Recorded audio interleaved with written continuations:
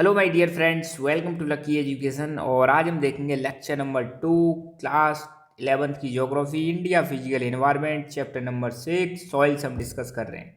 आज हम देखेंगे क्लासिफिकेशन ऑफ सॉइल्स के बारे में। पिछले लेक्चर में मैंने आपको बताया था कि सॉइल क्या होती है, सॉइल कैसे बनती है, कौन कौन से सॉइल को अफेक्ट करने वाले फैक्टर्स हैं। साथ के साथ में हमने सॉइल प्रोफाइल को भी डिस्कस किया था। तो आज हम जानेंगे कितने टाइप्स की सॉइल्स पाई जाती हैं। ठीक है। तो पहली बात तो अपना जो भारत है, अपना प्यारा जो देश है, उसमें कई प्रकार की डाइवर्सिटीज पाई जाती हैं। कई प्रकार की डाइवर्सिटी पाई जाती है। हमारे यहाँ पे फिजिकल डाइवर्सिटी पाई जाती है, अलग अलग प्रकार के रिलीफ फीचर्स पाए जाते हैं, अलग अलग टाइप के लैंडफॉर्म्स पाए जाते हैं, अलग अलग टाइप के क्लाइमेटिक रियलम पाए जाते हैं और वेजिटेशन पाई जाती है। ठीक है। हमारे यहाँ पे कहीं पे आपको माउंटेन्स देखने को मिलेंगे, कहीं पे प्लेट्यूज देखने को मिलेंगे, कहीं पे प्लेन्स देखने को मिलेंगे, कहीं पे कोस्टल एरियाज देखने को मिलेंगे। बहुत सारे फिजिकल फीचर्स भारत में पाए जाते हैं। अलग अलग क्लाइमेटिक कंडीशंस देखने को मिलेंगे भारत में। नॉर्थ, साउथ, ईस्ट, वेस्ट, अलग अलग क्लाइमेटिक कंडीशंस हैं और कई टाइप की वेजिटेशन देखने को मिलेगी। वेजिटेशन वाला चैप्टर हम पढ़ चुके हैं, आपको पता ही है कितने टाइप्स की इंडिया में वेजिटेशन पाई जाती है। अब ये जो हमारे यहाँ डाइवर्सिटी पाई जाती है, इसकी वजह से यहाँ पे भारत में कई प्रकार की क्या पाई जाती है, सॉइल पाई जाती है। कई प्रकार की सॉइल का डेवलपमेंट हुआ है because of this various diversities. ये जो अलग अलग डाइवर्सिटीज है, इन्हीं की वजह से भारत में अलग अलग प्रकार की सॉइल्स पाई जाती हैं। प्राचीन काल की बात करें, एंशियंट टाइम की बात करें, तो सॉइल को वहाँ दो भागों में डिवाइड किया गया था। एक तो थी उर्वरा, दूसरी थी ऊसर। उर्वरा सॉइल मतलब फर्टाइल। क्या चीज़? फर्टाइल। ऐसी सॉइल जिसमें कुछ भी उगाओ अच्छी तरह से ग्रो करेगा। ठीक है। आज की डेट में भी उर्वरक आते हैं। उर्वरक मतलब फर्टिलाइजर्स आते हैं और फर्टिलाइजर्स का काम क्या होता है? सॉइल की फर्टिलिटी बढ़ाना। तो उर्वरा सॉइल मतलब ऐसी सॉइल जो फर्टाइल है, कुछ भी डालो सब उगेगा। ठीक है, अच्छी पैदावार होगी। और दूसरी सॉइल कैसी हुआ करती थी? ऊसर। ऊसर मतलब बंजर भूमि, मतलब स्टेराइल सॉइल, जिसमें कुछ भी डालो कुछ नहीं उगने वाला है। ठीक है। फिर 16th सेंचुरी की बात करें, 16th सेंचुरी का मतलब है 1500 से 1600 के बीच की हम बात करें, तो 16th सेंचुरी में सॉइल को क्लासीफाई किया गया था उसके inherent characteristics and external features के आधार पर। एक तो इंटरनल प्रॉपर्टीज, इनहेरेंट मतलब उसकी इंटरनल प्रॉपर्टीज, और एक्सटर्नल फीचर्स क्या है उसके आधार पर सॉइल को डिवाइड किया गया था। कौन कौन से फीचर्स थे सॉइल को डिवाइड करने के? जैसे टेक्सचर। एक तो टेक्सचर के आधार पर, टेक्सचर मतलब उसमें जो ग्रेन्स हैं, ग्रेन्स के साइज के आधार पर, कलर के आधार पर, स्लोप ऑफ द लैंड के आधार पर, लैंड का स्लोप किस प्रकार का है, मॉइस्चर कंटेंट, इनके आधार पर सॉइल को क्लासीफाई किया गया था 16th सेंचुरी में। ध्यान देना, एंशियंट टाइम में उर्वरा और ऊसर सॉइल, 16th सेंचुरी में सॉइल को क्लासीफाई किया गया था उसके टेक्सचर, कलर, स्लोप और मॉइस्चर कंटेंट के आधार पर। फिर टेक्सचर के आधार पर देखें तो सॉइल को चार भागों में डिवाइड किया गया है: सैंडी, क्लेई, सिल्टी, लोमी। ठीक है, सैंडी, क्लेई, सिल्टी और लोम सॉइल। देखो यहाँ पर आप चीज़ ध्यान देना। अब यहाँ पे जो सैंड, क्ले, सिल्ट, लोम, ये क्या है? इनमें अगर पार्टिकल्स को देखें तो सबसे बड़ा पार्टिकल होता है, यहाँ पर आप देख सकते हो, सबसे बड़ा पार्टिकल है सैंड का पार्टिकल।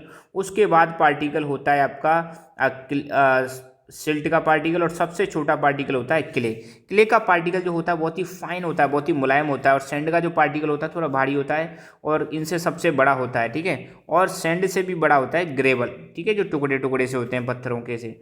ये तो आप चीज़ ध्यान रखना, सबसे छोटा फाइन पार्टिकल क्ले, उसके बाद सिल्ट, उसके बाद सैंड और सबसे ज़्यादा ग्रेवल।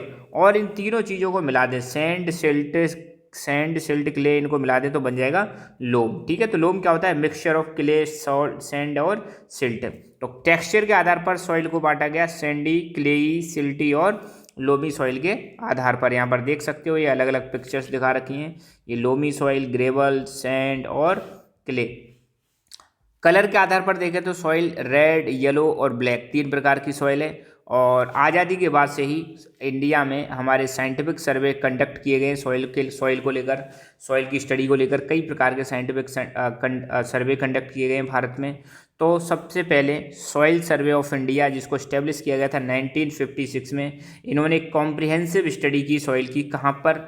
दामोदर वैली वाले एरिया में। दामोदर वैली वाला एरिया ध्यान रखना, ये दामोदर जो वैली है एक रिवर वैली कॉरपोरेशन है, और मतलब एक रिवर वैली प्रोजेक्ट है वेस्ट बंगाल और झारखंड के पास। आपको पता होगा वेस्ट बंगाल और झारखंड के पास दामोदर रिवर पर ये दामोदर वैली कॉरपोरेशन या दामोदर वैली रिवर प्रोजेक्ट बनाया गया। तो वहाँ की सॉइल्स को स्टडी किया गया था सॉइल सर्वे ऑफ इंडिया के द्वारा। ठीक है।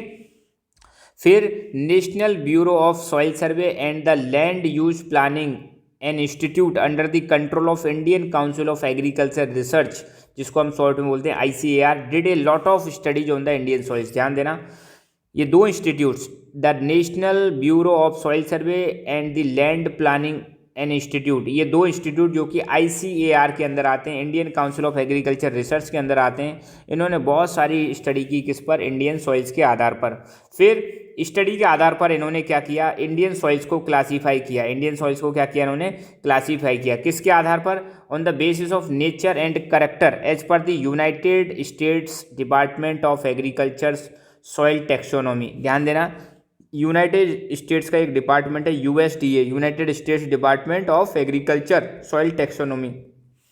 तो अपना जो ICAR है, Indian council of agriculture research है, इन्होंने बहुत सारी स्टडी करने के बाद इंडियन सॉइल्स को क्लासीफाई किया।